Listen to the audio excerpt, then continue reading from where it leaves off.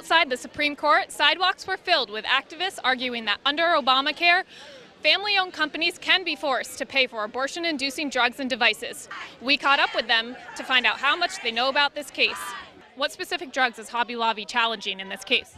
So the specific drugs, well, I mean, I don't know brand names, but like sort of birth controls and sort of all contraceptives that are sort of covered under, that are now covered under ACA, just sort of contraceptive coverage in general. They're also fighting against sessions afterwards and consultations for pregnant women to talk about and discuss what they should do post-pregnancy, which is something that's really important for women. Can you tell me what specific drugs and devices the Green and the Hans families are fighting against?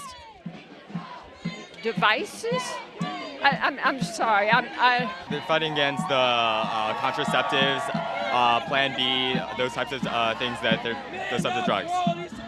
Do you know the specific contraceptives they're fighting against? No, I'm not. Do you know specifically what drugs and devices Hobby Lobby is fighting against? I'm sorry. I'm 15. I've not read up on the literature, but I believe in the morals and the idea to successfully secure it. So you don't know what specific contraceptives they're fighting against? Plan B. So if you do know the drugs and devices this case is fighting against, can you tell me? No, I don't think that's important. I believe they're fighting against various forms of birth control coverage. Do you know any specifics?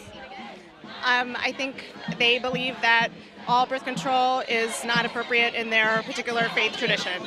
The Hans family.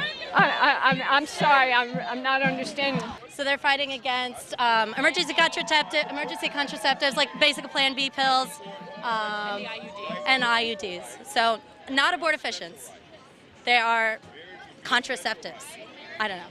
I am the pro-choice generation. The Hobby Lobby case was a challenge to just 4 abortion-inducing drugs and devices. For the Daily Signal, I'm Kelsey Harkness.